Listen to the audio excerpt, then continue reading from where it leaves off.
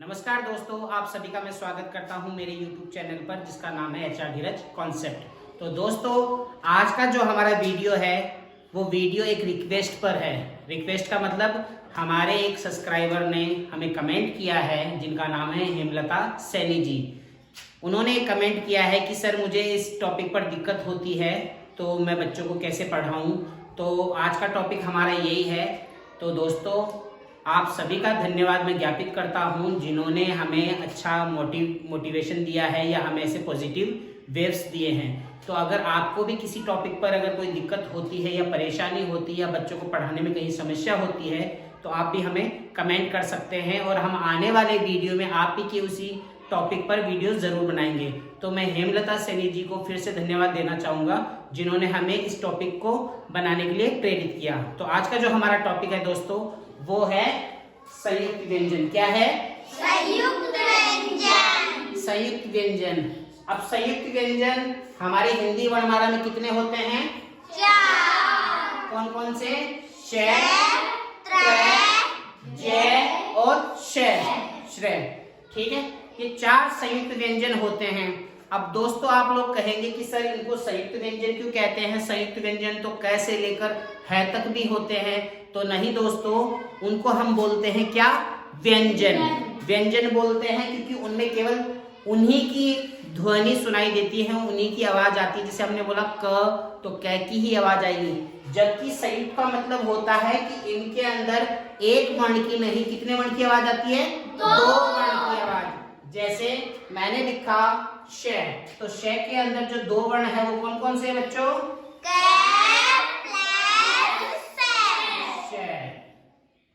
ये हैं। इसके अंदर अगर मैं त्रय की बात करूं तो त्रय के अंदर कौन कौन से हैं? Very good. ये व्यंजन की बात कर रहे हैं हम। इसके अंदर अगर आप स्वर मिलाओगे तो इधर प्लस में ए भी लगा सकते हैं।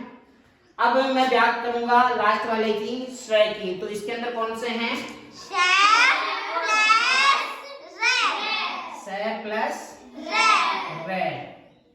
तो दोस्तों, संयुक्त व्यंजन 4 होते हैं। अब संयुक्त व्यंजन क्यों कहते हैं? क्योंकि देखिए, जो श है, श क्षत्रिय बोलते हैं हम जिसे, त्रिशूल बोलते हैं, श्रेय श्रीराम या श्रीमान कुछ भी आप बोलते हैं। तो उसके अंदर 2 वर्ण हैं, त्र के अंदर 2 वर्ण हैं, इसके अंदर भी 2 वर्ण हैं। इस वजह से जब हम बच्चे को लिखने के लिए कहते हैं कि बेटा लिखो शिक्षा, तो बच्चे क्या करते हैं? क्योंकि उनको सुनाई देता है कि इसके अंदर क है, दिखाई तो देता नहीं है पर सुनाई देता है, तो वो शिक्षा को क्या लिख देते हैं? ऐसे लिख देते हैं। जबकि ये गलत है। हालांकि बच्चों की गलती नहीं है कि उनको इसमें क सुनाई दे रहा है, जबकि शिक्षा कैसे लिखा जाता है? इस तरह से। इसी तरह मैं अगर त्र की बात करूं तो बच्चों को जब हम लिखने के लिए कहते हैं कि बेटा पत्र लिखो, तो बच्चा क्या सुनाई देता है? कि उसको सुनाई देता है कि सर ने बोला पत्र, तो तय भी सुनाई दे रहा है, रह भी सुनाई दे रहा है, तो वो क्या लिखेगा? ऐसे लिखेगा। जबकि ये क्या बना? पत्थर। क्या बना? पत्थर। जबकि लिखा कैसे जाता है?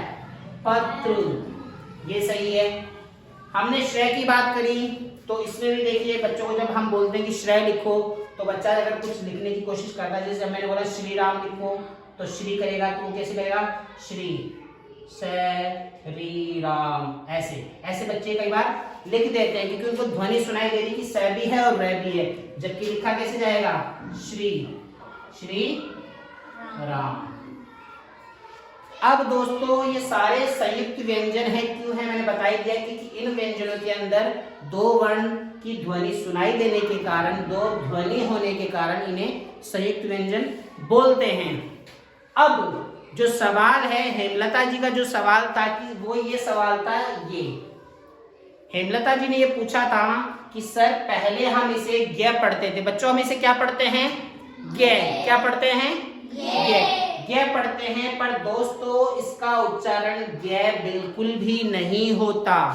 अब आप बोलोगे कि सर हम तो पढ़ते ही इसको ज्ञ आए हैं, तो ज्ञ नहीं बोलते। जैसे मैंने लिखा ये, तो हम इसको पढ़ते हैं ज्ञान। ज्ञान ही पढ़ते ना बच्चों?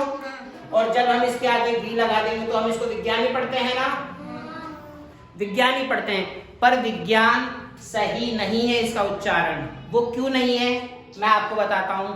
क्योंकि जो जय है जिसको आप गे बोलते हो, इसका जब हम वर्ण विच्छेद करते हैं या इसके जब हम संयुक्त वर्ण की तलाश करते हैं कि संयुक्त व्यंजन कौन कौन से हैं, तो ये किस किस से मिलके बना है? जय प्लस ई। तो दोस्तों ये मिलके बना है जय प्लस ई। इस वजह से इसका जो उच्चारण होता है वो गे ना होकर क्या होता है? जय। क्या होता है? जय। जैसे हम इसको अगर पढ़ेंगे इसको, तो हम ज्ञान को क्या पढ़ेंगे? ज्ञान। क्या पढ़ेंगे? ज्ञान। और विज्ञान के हिसाब से अगर हम पढ़ें तो इसको हम क्या पढ़ेंगे? विज्ञान। क्या पढ़ेंगे? विज्ञान। मुझे पता है दोस्तों, जब आप लोगों को ये बताओगे कि इसको ऐसे नहीं पढ़ते ऐसे पढ़ते हैं, तो वो आपको पागल समझेंगे या बोलेंगे इसको पढ़ना आता नहीं है। पर दोस्तों हकीकत में ये है कि हम आज तक से हमको किसी ने बताया ही नहीं कि इसका जो उच्चारण है वो किस तरह से होगा।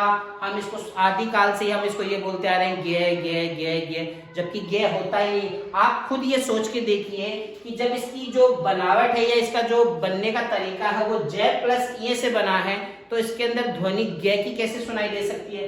फॉर एग्जाम्पल एक और चीज देखिए कि जैसे मैंने जय लिखा है ना, तो इस जय से ही आगे जाकर ये क्या बनता है? जय बनता है। तो जय है इसके अंदर, इसी वजह से इसकी ध्वनि क्या सुनाई देगी? जय सुनाई देगी। क्या सुनाई देगी? जय और ई है, तो हम इसको गे ना पढ़कर क्या पढ़ेंगे? जय। क्या पढ़ेंगे? जय। जैसे हम इसको क्या बोलेंगे? विज्ञान। क्या बोलेंगे? विज्ञान। तो इसका उच्चारण, जैसे मैंने किसी बच्चे को बोला कि बेटा लिखो ज्ञान, जैसे हम बोलते हैं अमूमन, तो मैंने बच्चे को बोला, आप छोटा बच्चा है उसको ध्वनि सुनाई दी है। देखिए बच्चों को जब आप बोलते हो ना तो बच्चा ध्वनि सुनता है। तो मैंने किसी बच्चे को बोला कि मुझे भी यही सिखाया गया है, तो मैंने ये बोला कि बच्चों बोलो ज्ञान और लिखो, तो उसने लिखा ग या न। क्या लिखा? ज्ञान। तो उसके हिसाब से तो बच्चा सही लिख रहा है, पर इसका उच्चारण ज्ञान होता ही नहीं है। इसका उच्चारण क्या होगा? ज्ञान। क्या होगा? ज्ञान। और हमें बच्चों को बताना होता है कि जैसे श के अंदर क प्लस स की ध्वनि सुनाई देती है, त्र के अंदर त प्लस र की ध्वनि सुनाई देती है, वैसे ही इस जय के अंदर जय प्लस ई की ध्वनि सुनाई देने के कारण इसको जय बोलते हैं, ना कि गे। श्रेय को श प्लस र। जैसे हम इसके और उदाहरण भी लेते हैं, तो बच्चों मुझे बताना कौन कौन से उदाहरण हैं, आप ही बताना मुझे ना।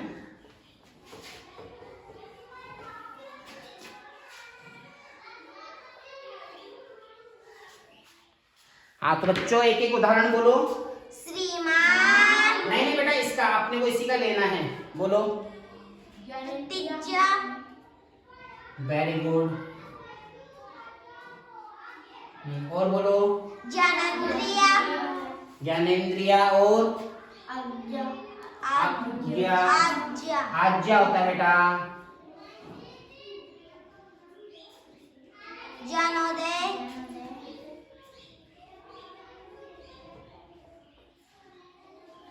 और ज्ञानमूर्ति।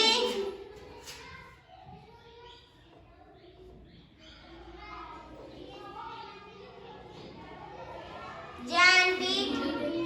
Very good. बस। तो दोस्तों ये कुछ शब्द हैं जो जय से रिलेटेड हैं। तो देखिए वैसे अमूमन लोग इसको क्या पढ़ते हैं? ज्ञान मूर्ति। क्या पढ़ते हैं? पर ये ज्ञान मूर्ति नहीं है, इसको पढ़ते हैं ज्ञानोदय, इसको पढ़ते हैं प्रतिज्ञा, इसको पढ़ते हैं आज्ञा, इसको पढ़ते हैं ज्ञानपीठ। जबकि ये इसका उच्चारण सही नहीं है। जैसे मैंने आपको पहले ही बताया था कि जो ये जय है, ये जय प्लस ई से मिलकर बना है। संयुक्त व्यंजन होने के कारण इसके अंदर जय की ध्वनि सुनाई देगी, फिर बाद में ई की ध्वनि सुनाई देगी। इसलिए जब हम इसे पढ़ेंगे तो क्या पढ़ेंगे? ज्ञानमूर्ति, ज्ञानोदय, प्रतिज्ञा, आज्ञा, ज्ञानपीठ। अब दोस्तों आपको सुनने में ये आ रहा होगा ज्ञानपीठ। ज्ञानपीठ नहीं है दोस्तों, क्या है? ज्ञान। ज्ञान, ज्ञान नहीं, ज्ञानपीठ। ज्ञानपीठ, आज्ञा, प्रतिज्ञा, ज्ञानोदय, ज्ञानमूर्ति। तो दोस्तों आपको उम्मीद है, मुझे उम्मीद है कि आप ये कॉन्सेप्ट समझ गए होंगे कि संयुक्त व्यंजन इन्हें क्यों कहते हैं, हिंदी वर्णमाला में संयुक्त व्यंजन कितने हैं, श के अंदर कौन कौन से वर्ण हैं, त्र के अंदर कौन से हैं, ज के अंदर कौन से हैं और श्रेय के अंदर कौन कौन से हैं।